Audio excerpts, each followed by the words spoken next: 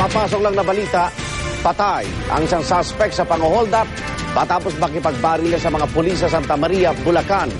Live mula roon, may saksi exclusive si Trisha Zafra. Trisha. Igan, pasado alas 9 ngayong gabi, isang lalaki ang bumulagta dito sa kahabaan ng New Bypass Road sa Barangay San Gabriel, Santa Maria, Bulacan. Ang kinilala ang lalaking yan na si Christopher Garcia, isa umanong notorious na hold-upper sa Bulacan. Namatay siya dahil matapos umanong makipagbarilan sa mga pulis. Pasado alas 7 raw nang may magreklamong biktima ng hold-up sa istasyon ng Santa Maria Police. Agad niyang itinimbre sa checkpoint sa Barangay San Gabriel.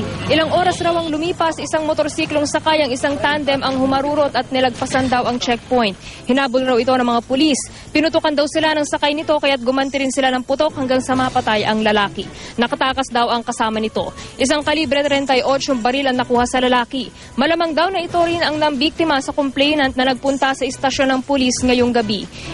Isa sa mga biktima noong Disyembre 2012 ay nandito sa pinangyarihan ng insidente kanina at positibo nitong kinilala yung lalaki na siya raw ng hold up sa kanya noong Disyembre.